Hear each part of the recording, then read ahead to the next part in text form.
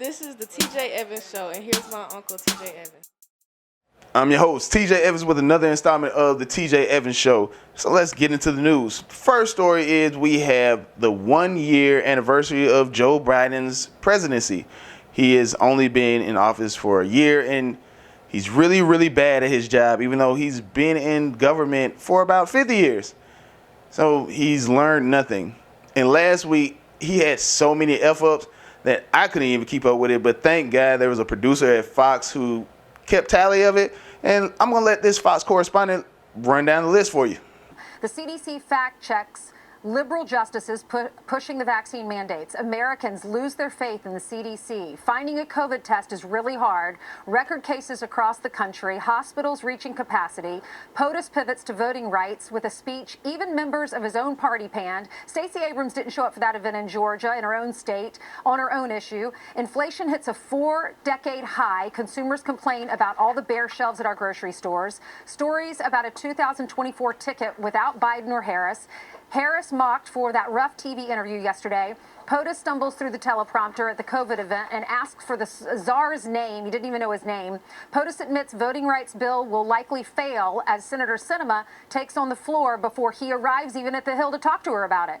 Senator Manchin tells reporters that he hasn't talked to the president since before Christmas and that there is no renegotiation of the Build Back Better. SCOTUS knocks down the vaccine mandate for private businesses over 100 employees. National Security Advisor announced no further talks with Russia as the Russians get more aggressive, Ben. And then two more things. North Korea fires fresh missiles that are lashing out over our U.S. sanctions, the third round of those. DHS announces 104,000 migrants between March and August of 2021. And only 50,000 were checked in with ICE. Sorry for the long list. Well, that was sad. This is our president. This is the leader of the free world. And this is who we elected in the fairest election ever in the history of the United States. And I want you to believe that wholeheartedly. And now we have what happened earlier this week where, big news corporations didn't want to tell you that Islamic extremists are still running rampant. Instead, they want to tell you the thing that you should be scared of is white people and white supremacists. Because that's how they painted this picture. When a man took 4 individuals hostage in a Texas synagogue, they painted it as a British nationalist. And the first thing you think when you hear British nationalist is a white guy. Come to find out, this man was actually from the Middle East he's from Britain by way of the Middle East. And he had ties with Al-Qaeda and also was on the FBI's watch list until he was taken off recently. And one of his demands was to free an Al-Qaeda prisoner who was arrested and incarcerated for about 10 years now because she was a terrorist and got caught being a terrorist for Al-Qaeda.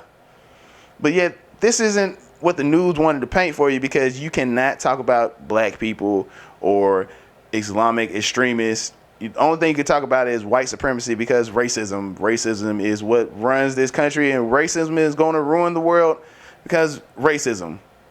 But even after hearing these demands from this individual who was shot after this incident, the president still said that he didn't have all the facts. Well, no, I don't. We don't have. I don't think there is sufficient information to know about why he targeted that synagogue, why he insisted on the release of someone who's been in prison for over 10 years, why he was engaged, why he was using anti-Semitic and anti-Israeli comments. We just don't have enough facts. Call me crazy, but to me, that seems like all the facts. At least enough facts to say, hey, this guy didn't like Jewish people and this was a hate crime and he did this because he was an Islamic extremist and they were Jewish. That, if you don't know, the Islamic extremists, they want to get rid of Israel, which is the home base for Jewish people. They've been at war for about like 2,000 years. And this isn't new to anyone. Now it's time to talk about COVID. COVID is still king. COVID is still running the world. COVID is still the scariest thing, and the one thing that will probably split this country in two. Because on one half, we have people who believe in freedom. People who feel as if that individuals in this country should have the choice whether or not to take the vaccine. And then we still have individuals on the other hand who believe that vaccines should be mandatory and that's the only way that we can be safe. And don't think it's just elitists. It's your own countrymen who believe that, no, you should be forced to be vaccinated. And if you don't want to be vaccinated, you should be in an internment camp just like out in Australia. A Gallup poll came out and said that almost 50% of Democrats believe that you should be in an internment camp, you should be forced to be vaccinated, you should lose your job, and you should even lose your children. And I should believe that as an American people, we should draw the line at the kids. I mean, look how they're treating the children in elementary schools. People actually have kids outside, kindergartners outside in the freezing cold, socially distancing on buckets eating lunch.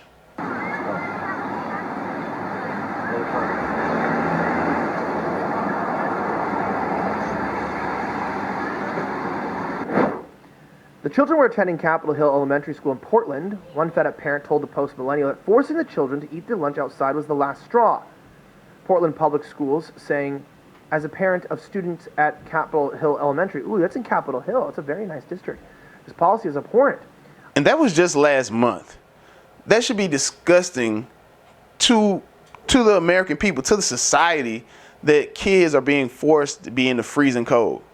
Now, even in Canada, there was an individual who had their child put out of the Ronald McDonald House. And if you don't know, Ronald McDonald House is for kids with cancer. This child had leukemia, I believe was 4 years old, and was evicted from the house because he nor his parents were vaccinated. And me personally, I don't think that children with cancer should be introduced to another foreign drug, especially when they're going through certain medical care. But nobody cares because COVID is more serious than cancer. Matter of fact, it got cancer out of here, including the flu and apparently AIDS. I don't even know, but watch the video. 4-year-old Jack Ferguson has leukemia, and his family's story is now a flashpoint in the divisive world of vaccine politics. This is an eviction notice, I believe. Jack's parents aren't vaccinated against COVID-19. When they got a letter saying everyone staying at Ronald McDonald House would need to be vaccinated, his dad, Austin, confronted the staff. Like, this is some kind of crazy evil, like, I have never seen in my life. Ronald McDonald House is a private charity providing accommodation to sick children and their families.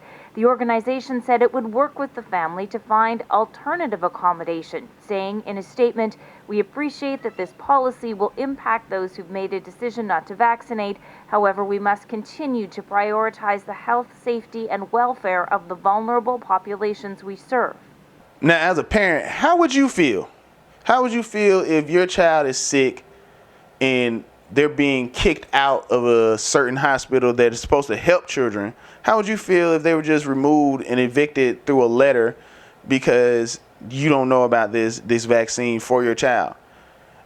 Even with good reason not to want to inject your child with this new vaccine, because this vaccine came out the same year as the actual disease. So why would you want to stick your child with this vaccine? Why would you want them to take the jab? And this is what's actually going to split up the country, because we have people in this country who don't think that they will actually succumb to these issues.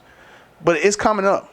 Like just in New York earlier this week, there was a child arrested at a museum in New York because they didn't have a vaccination. They didn't show the proper identification to get inside the museum. So this child, along with other individuals, was arrested. And New York is the mecca for all this crap of mandatory vaccines. And while these politicians will sit here and try to pass laws and say that you have to take a mandatory vaccine, politicians like AOC will sit here and go to Florida, a free state that does not have mandatory vaccines, and party with other individuals without a mask, without socially distancing, and having fun.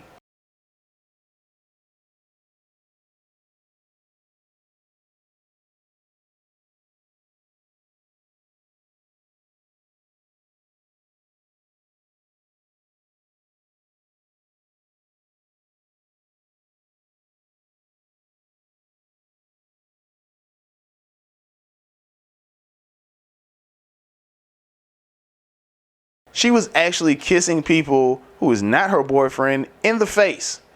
And everybody's cool with that. And you know what? I'm not glad, but it's kind of ironic that she came down with COVID-19. But her response when individuals came out and said, well, you're being a hypocrite, her response was, you're just saying this because you want to have sex with me. Well, that's a cool deflection, but no, you're actually a hypocrite. You're saying that people should take this vaccine while at the same time you're going to Florida and partnering with people without a mask or socially distancing. Because we know for a fact that you can still pass on the disease to people even being vaccinated. How do we know this? Well, I don't know. Let's think about what's happening in the NBA. There's an NBA star for the Brooklyn Nets named Kyrie Irving who refused to take the vaccine. And now he's only allowed to play home games. Now, before he was being banned from playing any games, but something happened. Players who were actually vaccinated came down with COVID-19. And now they're allowing him to play because the NBA needs to make millions and millions of dollars. That's pretty much what it boils down to, is money. This whole thing is a money grab. Like, think about how Pfizer's stock jumped up tremendously during this whole pandemic. And at the same time, Pfizer's CEO will sit here and come out on television and say, well, I mean, the vaccine probably won't help, especially with this new variant Omicron. Ramp up, it is a disease that manifests a little bit less in terms of mildness. I mean, it's more mild, but because of the higher infectious rates, still the hospitals in absolute numbers are going much higher in terms of severe disease, ICUs, occupation, etc., etc. So, and we know that the 2 doses of the vaccine offer very limited protection, if any. The 3 doses with a booster, they offer reasonable protection against hospitalization and deaths. Against deaths, I think very good. And less protection against infection. Now, we are working on a new version of our vaccine, the 1.1, let me put it that way, that will cover Omicron as well. And of course, we are waiting to have the final results. The vaccine will be ready in March. And that's the creator of this vaccine. He sat here and said that it might not work, which we can all sit back and say, no duh, because everybody is still getting the COVID-19. They're still getting Omicron. They're still getting sick. But one thing they won't tell you is that the disease is getting weaker. That's why that the mandatory quarantine shortened from 10 days to 5 days. That's why we don't see as many deaths. It's starting to seem like the conspiracy theories have been right about everything for this whole time. You kind of don't even want to call them conspiracy theories. You kind of just want to sit here and say, oh, people who just do research. These individuals said, hey, there was gain of function research, while people like Dr. Fauci and people in big government and big tech said, no, it wasn't no gain of function research, hush. Then we find out there was gain of function research. People who are labeled as conspiracy theorists said that this looks like it would be as serious as the flu. I think the death rate is going to be like the flu. And then people in big tech, Dr. Fauci and people in government said, no, this is even worse. Like, we will have a pandemic. Almost 2 million people would die in the United States from the first year. That didn't happen. It's starting to look like the flu. That's why they keep on telling you the infection rate, but they won't tell you the death rate. Conspiracy theorists said that the vaccine could affect menstrual cycles, and they labeled it a conspiracy theorist. But guess what? Come to find out, it's actually true. But let the conspiracy theorists say what they say. And let the people who want to listen to Dr. Fauci, you keep listening to him. Even though he continues to perjure himself, especially when he's questioned by individuals like Rand Paul and Ted Cruz. Like, he made this a political thing. Like, it was supposed to be one of those uniting moments for the entire world to fight against this disease. But he made it political. he made it seem like he was the only expert. He was the only doctor who knew what he was talking about, even though this doctor hasn't seen any patients for about 40 years. He's been straddling the fence and only says things and only goes on to shows who back his talking points.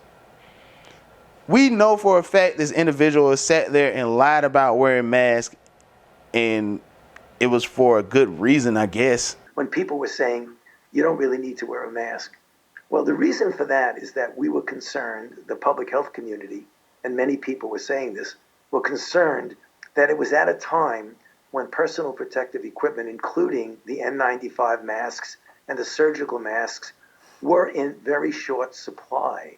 And we wanted to make sure that the people, namely the healthcare workers, who were brave enough to put themselves in harm's way to take care of people who were infected with the coronavirus and the danger of them getting infected, we did not want them to be without the equipment that they needed.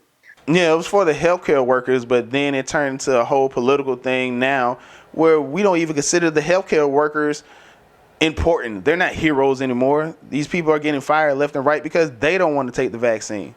But yet he's still making it a political thing. Doctors who came out and spoke against these mandatory vaccinations and spoke about how this disease came about and spoke about how certain different treatments, instead of taking a vaccine, how if you take Evernectum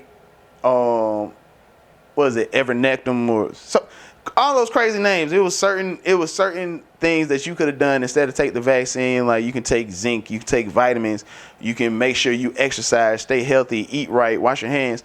Certain things that these doctors said, he made it seem like they were lying, and these individuals, these doctors got banned from YouTube, social media, left and right. And he was the only person who was considered as an expert. He's the highest paid individual in government right now with a salary over $400,000 a year. And he doesn't believe that he's making it political. And when questioned about this by Rand Paul, he didn't even answer the question. Some of you may know, just about 3 or 4 weeks ago, on December 21st, a person was arrested who was on their way from Sacramento to Washington, D.C., at a speed stop in Iowa. And the police asked him where he was going, and he was going to Washington, D.C. to kill Dr. Fauci. And they found in his car an AR-15 and multiple magazines of ammunition because he thinks that maybe I'm killing people. So I ask myself, why would Senator want to do this? So go to Rand Paul website and you see Fire Dr. Fauci with a little box that says contribute here. You can do $5, $10, $20, $100. So you are making a catastrophic epidemic for your political gain. So you have politically attacked your colleagues and in a politically reprehensible way you attack their reputations. Okay, you won't defend it. No, you won't argue it. You'll just simply turn around the attack. We're going to continue this hearing. We have a number of questions from other senators. One more minute. Why would a person going through a speed trap from Sacramento sit there and tell the police that he has guns in the car and he's going to go kill someone, especially an individual as high ranking as Dr. Fauci? So I don't really believe this story, but if it's true, then that individual is dumb. Second of all, what does that have to do with the actual question? Nothing at all. You didn't answer it. And how is saying that you should fire Fauci and giving donations in order to fire Fauci for Rand Paul's campaign, how is that a death threat? I don't see that making any sense. And we should fire Fauci because Fauci has been wrong about everything this whole entire time. Fauci is the one who made it political. Fauci is the one who thinks that he's a god. He literally has his own documentary on Disney. He has his own bobbleheads and shirts. People worship Fauci like he is God. And he's not. He's just a man who is really, really bad at his job And he's always been bad at his job because let's think about his past when he got the whole HIV/AIDS thing wrong, saying that people can get it from cereal, and we still want to listen to this man. I don't get it. I really don't. I mean, how do you feel about COVID? Honestly, do you believe that the whole world is going to die from it, or do you think that we should probably just take a breath, actually do research ourselves instead of just taking the words of political pundits and idiots like Dr. Fauci? Me personally, I think that you should exercise, wash your hands, stay clean, have a healthy diet, and don't get bombarded with the news, because fear is the one thing that these people actually use to control your mind state. I'm your host, TJ Evans, with another installment of the TJ Evans Show. Remember, don't take my word for anything. Y'all do your own research. Y'all stay up. Oh, gosh. All right. Let's talk about what other countries are doing, because at some point, I feel like people who are willfully unvaccinated, fine, don't get vaccinated. But they need to start to pay a little bit more of the cost of what this is doing to our system. There are fines that are levied in places like Germany. Germany has stopped paying for the tests, the virus tests for people who choose to be unvaccinated. They've ended quarantine pay for those without vaccinations. IKEA, the company, is slashing sick pay for unvaccinated UK workers. If you are a smoker, insurance companies can charge you more. They can charge you a premium of up to 50%, and you have to put that on the form when you apply for insurance. At some point, don't we have to make people who are just saying, I'm willing to take the risk to be unvaccinated, take the risk for me and take the risk for everyone I come in contact with? Shouldn't they have to pay more into the system because they are collapsing our health system? They're the ones in the ERs. They're taking it up. If you have a stroke or you have a heart attack, you can't get in the ER because they're taking up all the beds. So shouldn't they have to pay more?